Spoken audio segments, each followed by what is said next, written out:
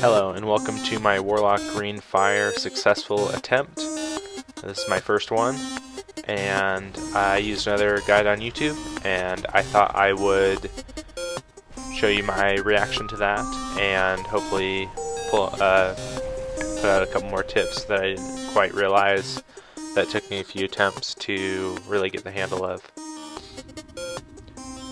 In this video, I'm a really fresh 90, pretty new to Warlock still. I do have a couple LFR pieces, which was pretty helpful. I got one of the weapons. To start off the fight, I just throw a focus on the boss, which just helps me keep track of that. At the beginning of the fight, you really want to just do as much DPS as you can. And so at the beginning of this fight, I'm going to do a fear on the Pit Lord as soon as he comes out, and that buys us some extra time to DPS. 2, 1. Also, if you want to do some more DPS, you can also summon your Doom Guard. Again, just another way to get a little bit more damage out there.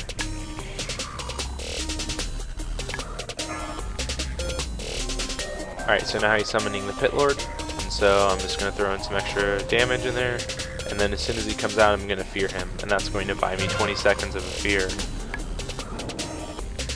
And during that time, I just do more DPS. Now in this video, you'll see that the Pit Lord got feared behind the portal, which ended up causing me some line of sight issues. But if that happens, just make sure you get there behind the portal, so you're pretty close to him, and you should be able to get the enslave off. Now once you get the enslave off, you want to set the Pit Lord on the boss, and you want to try to stand on the opposite side as the Pit Lord.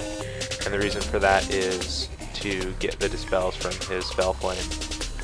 Now, you saw that the boss is casting Curse of Doom there, and I have the Pit Lord stun charge. And the purpose of that is just to postpone the Doom a little bit longer. Now for the imp phase, it's pretty simple. You want to drop a couple Rain of Fires, and then when the last imps come out, I like to do a stun, and then Fire and Brimstone them down the rest of the way. They should go down pretty quickly. Once they're down, you want to switch back to the boss. Make sure you turn off Fire and Brimstone so you don't lose your embers. And obviously you want to keep up on your dispels. You should be doing that throughout the whole fight. I use the teleport method for avoiding the chaos bolts.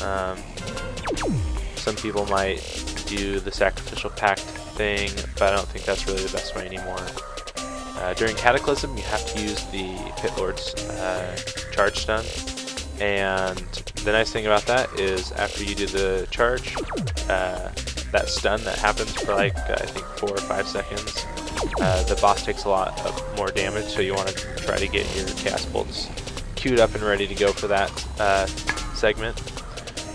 When the Phalangers come out, you want to send your Pit Lord to the other side of the portal and drop a couple Rain of Fire so you get aggro. These guys will dispel your enslaved, so you got to be very careful. You want to try to not move very much, just in case if you turn them, if they get sight of the Pit Lord, they will dispel it. Now, I used Havoc to get them down, put Havoc on the first one, and just send a cast bolt into the second one, and that should kill the first two pretty quickly. Get them down to like about 20%. You might have to throw something else in there, but once they're down to 20%, you want a Shadow Burn so you can build up some members.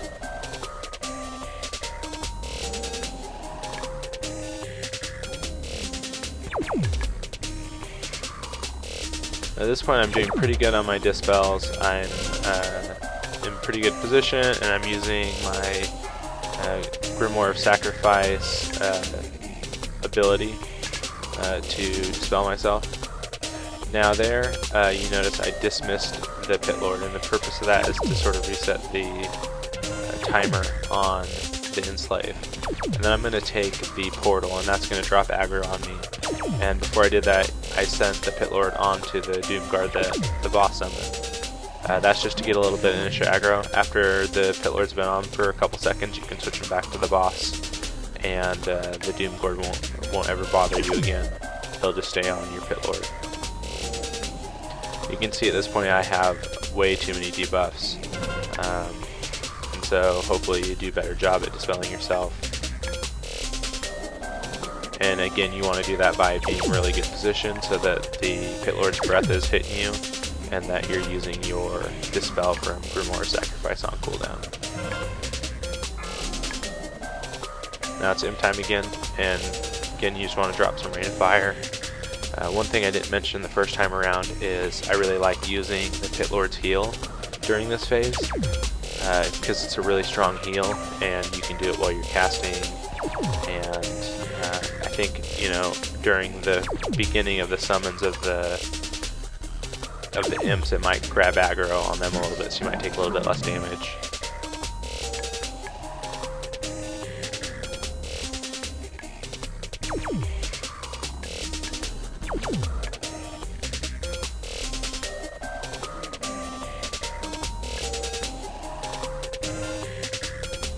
Now here I would have liked to cast Bolt, but I know the Fell Hunter phase is coming up soon, and you have to make sure you have Embers for that because the first two you're going to take down with pretty much a Chaos Bolt. And if you don't have the Ember for that, then you're going to be in trouble. So again, you see I push the put the Pit Lord on the other side of the portal. I'm going to drop some Rain of Fires in the doorway. A little slow on that one. And again, put the Havoc up, and hopefully get 2 for 1 almost. And if they don't quite go down, you can throw a couple Incinerates and then Shadow Burn them down. I took the Glyph of Havoc for this situation because it basically doubles the amount of spells that you can replicate with Havoc. And it adds cooldown, makes it a longer cooldown, but it doesn't affect you in this fight because the Fell Hunters are so far apart.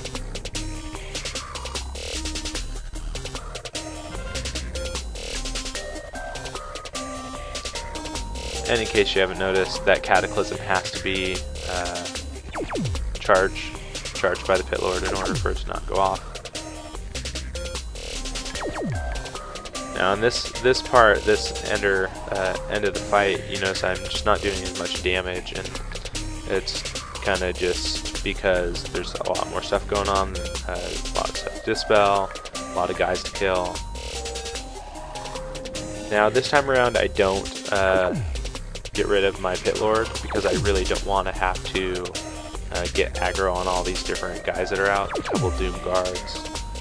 So I just send him on the new Doom Guard for a few seconds and I'm going to put him back on the boss.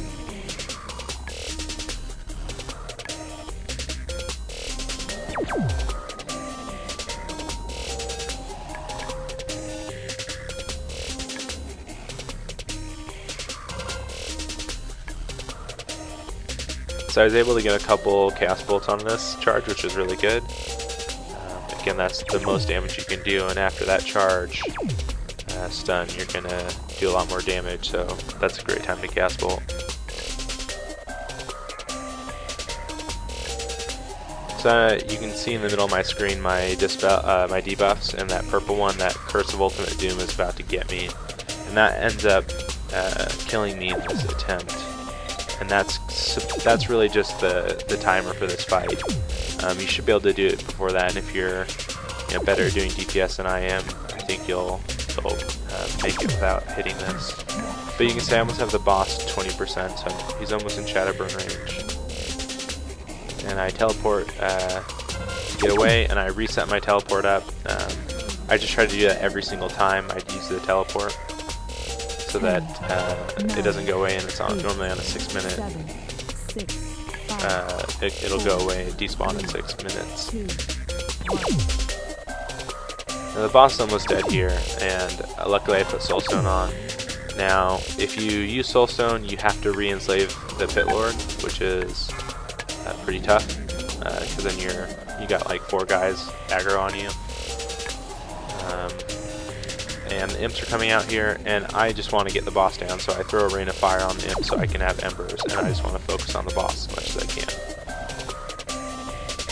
So you're going to see me reapply Rain of Fire on them, but I'm not going to do any other DPS to them. And I'm just spamming Shadow Burn as much as I can. And this is a pretty good strategy on the last wave of imps. Now you can see I was going over to make sure I was in range of my portal, and because I died it wasn't there, and I didn't realize that at the time.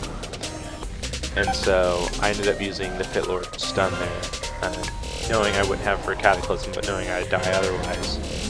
And luckily, I killed him about halfway through his Cataclysm cast.